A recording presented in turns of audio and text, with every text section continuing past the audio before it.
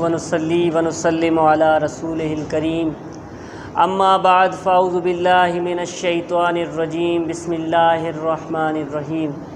ولا تقولوا لمن يقتل في سبيل الله اموات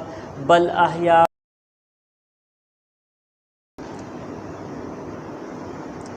صدق اللہ مولانا العظیم وصدق رسولہ النبی الکریم الامین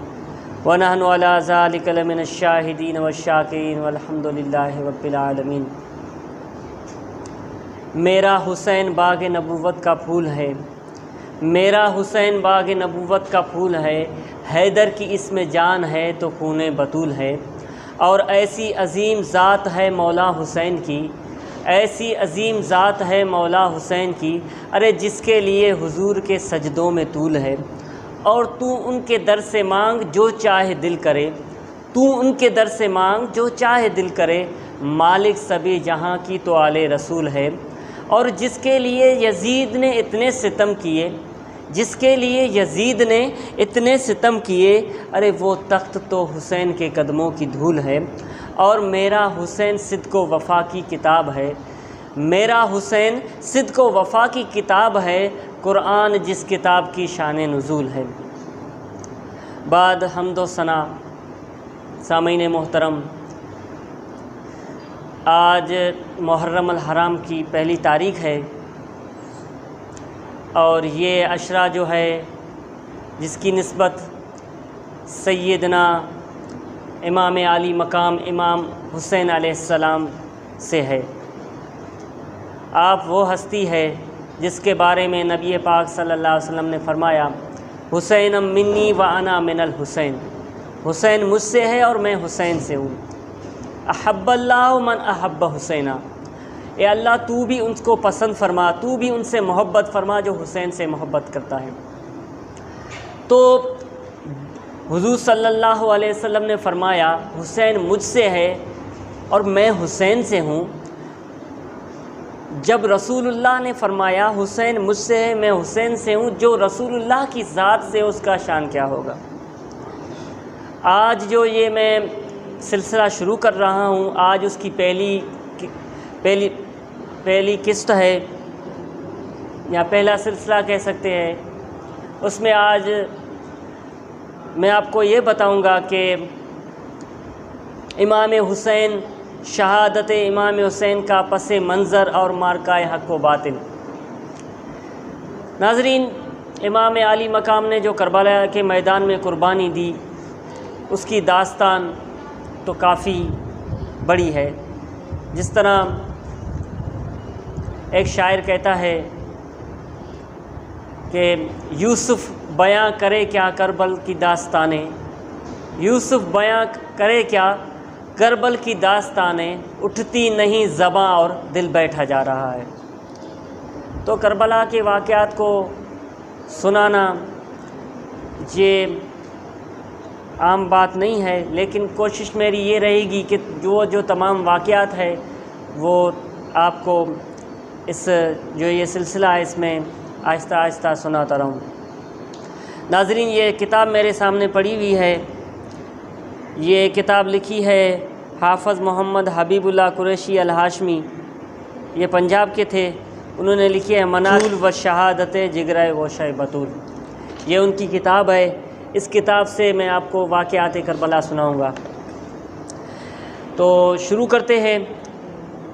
یہاں پہ اس نے لکھا ہے کوفے کا گورنر مغیرہ بن شعبہ دارالحکومت کوفہ میں مسند امامت پر بیٹھا ہوا ہے۔ پہرے دار نے امیر شام کا قاصد آنے کی اطلاع دی تو اسے اندر بلا لیا گیا۔ قاصد نے آداب شاہی کے ساتھ چمڑے کے تھیلے سے خط نکالا اور پیش کر دیا۔ خط کھول کر پڑھا، ہاتھ کانپنے لگے۔ خط میں لکھا تھا من جانب امیر شام گورنر کوفہ مغیرہ کے نام۔ اس خط کو معزولی کا حکم نامہ سمجھو اور فوراً دمشق پہنچو۔ نیچے دستخط امیر شام تھے۔ یہ امیر شام کون تھا؟ یہ حضرت امیر معاویہ رضی اللہ تعالیٰ تھے۔ جناب مغیرہ بن شعبہ نے اپنے حلقے کے لوگوں کو بلایا اور رات کو ایک خفیہ میٹنگ ہوئی۔ قاصد کو اعزاز شاہی کے ساتھ واپس کر دیا اور خود گورنری کے فرائض سر انجام دیتا رہا۔ کافی عرصہ گزر جانے کے بعد دمشق پہنچا اور امیر معاویہ کے دربار میں حاضری دی۔ امیر معاویہ نے سرزنش کے انداز سے پوچھا، یعنی غصے والے انداز میں پوچھا، اس قدر دیر کر کے کیوں آئے ہو؟ تو اس نے کہا بہت ضروری کام میں مصروف تھا۔ تو امیر معاویہ نے پوچھا، ہم اس ضروری کام کی وضاحت چاہتے ہیں، اس لیے تخلیہ کی ضرورت ہے یا امیر۔ میں دربار عام میں نہیں بتا سکتا۔ پھر تخلیہ یعنی جو جگہ تھی وہ خالی کر دی گئی، کمرہ خالی کر دیے گئے، سب لوگ چلے گئے۔ تو آپ کے بعد تخت مغیرہ نے کہا کہ میں آپ کے بعد تخت حکومت کے لیے یزید کے حق میں لوگوں کو ہموار کر رہا تھا، یعنی اس کی طرف بلا رہا تھا۔ تو امیر معاویہ نے تھوڑی دیر سوچا اور کہا یہ بڑا مشکل کام ہے مغیرہ، لوگ اسے آسانی سے امیر تسلیم نہیں کریں گے۔ ہاں امیر مشکل تو ضرور، لیکن کوشش سے ہر مشکل کام آسان ہو جاتا ہے، مغیرہ نے کہا۔ اور پھر معاویہ نے مغیرہ کو کوفہ کے گورنری پر بحال کر دیا اور کام تیز کرنے کی اسے ہدایت دی، خود بھی بیڑا اٹھا لیا۔ دمشق اور اطراف کے لوگوں نے اس کا فیصلہ اہل حجاز پر چھوڑ دیا، یعنی جو حاجی آئیں گے مکہ پاک میں، جو ہر سال حج ہوتا ہے، وہاں پہ ہم یہ اعلان کریں گے کہ یزید کی بیعت کرو، پھر وہ لوگ جو حجاز کرام ہوں گے وہ جو فیصلہ کریں گے ہم ان کو تسلیم کر لیں گے۔ امیر معاویہ نے گورنر مدینہ کو لکھا، ہماری خواہش ہے کہ اپنے بعد یزید کو خلیفہ بنا دیا جائے، اور اہل شام اور اہل عجم نے یہ بات قبول کر لی ہے۔ تم مدینہ منورہ اور اطراف و جوانب کے لوگوں کو بیعت یزید کے لیے رضامند کرو۔ یعنی مدینہ منورہ کا جو اس وقت گورنر تھا، امیر معاویہ نے وہاں اس کو خط لکھا اور کہا کہ آپ لوگ جو مدینہ منورہ میں جو لوگ رہتے ہیں اور آس پاس کے جو لوگ ہیں ان کو یزید کی بیعت کے لیے راضی کرو، اور یزید کو میں اپنے بعد خلیفہ بنانے جا رہا ہوں۔ گورنر مدینہ نے حالات کا جائزہ لیا اور لکھا یہ لوگ اس بات کو ہرگز قبول نہیں کریں گے۔ پھر ان کو حج کے بہانے سے مکہ معظمہ خود آنا پڑا۔ حالات کی آگاہی حاصل کرنے پر پتہ چلا کہ عوام الناس متفقہ طور پر درج ذیل 5 آدمیوں سے کسی ایک کے حق میں ووٹ دینا چاہتے ہیں اور یزید کی بیعت کرنے کو تیار نہیں۔ گورنر مدینہ کا گورنر تھا، وہ مکہ چھوڑ کر جب حج کے موسم میں مکہ پاک آیا تو لوگوں سے انہوں نے پوچھا یزید کے بارے میں، تمام لوگوں نے اپنی اپنی رائے دی، اور 5 لوگ تھے، انہوں نے کہا ہم صرف ان 5 میں سے کسی ایک کی بیعت قبول کریں گے، لیکن یزید کی بیعت ہم کبھی بھی قبول نہیں کریں گے۔ یہ مکہ اور مدینہ کے جو آس پاس کے لوگ تھے انہوں نے یہ کہا۔ 5 حضرات کون تھے؟ ان میں سے پہلے نمبر پہ سیدنا امام حسین ابن علی، دوسرے نمبر پر حضرت عبد الرحمن بن ابی بکر، تیسرے نمبر پر جناب عبداللہ ابن زبیر، چوتھے نمبر پر عبداللہ ابن عمر، اور 5ویں نمبر پر عبداللہ ابن عباس تھے۔ امیر معاویہ نے زیادہ زور دیا تو لوگوں نے سارا بوجھ ان 5 پر ڈال دیا کہ اگر یہ لوگ یزید کی بیعت پر رضامندی ظاہر کریں گے تو ہم بھی تسلیم کریں گے۔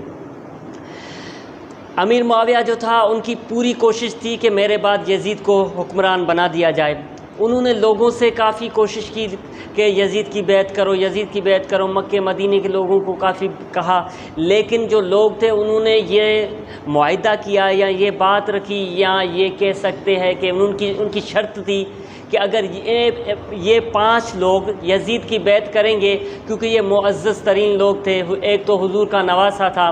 اور دوسرے حضور کے صحابہ کرام رضوان اللہ علیہم اجمعین تھے، اگر یہ 5 لوگ بیعت کریں یزید کریں گے تو ہم بھی یزید کی بیعت کو قبول کر لیں گے،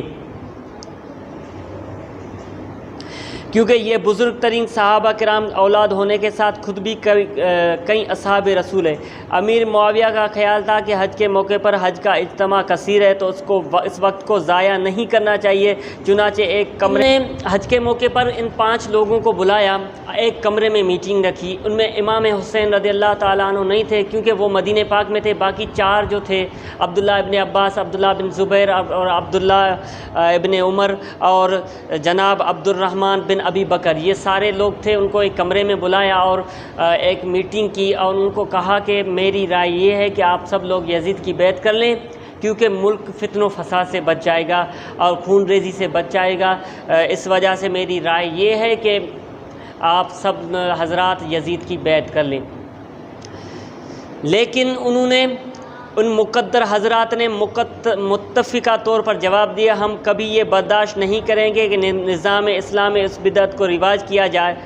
خلافت اسلام کو آمریت و ملوکیت تبدیل کرنا اسلام کی شہروں پر چھری پھیر دینے کے مترادف ہے۔ اگر کسی کو ولی بنانا جائز ہوتا تو ابو بکر صدیق، عمر فاروق اپنے بیٹوں کو ولی بناتے۔ امیر معاویہ نے ہر قسم کا لالچ دھمکی دی، لیکن مقدس ہستی نے بیعت یزید کے لیے صاف انکار کر دیا۔ کمرے کے باہر حرم کے سامنے دنیا بھر کے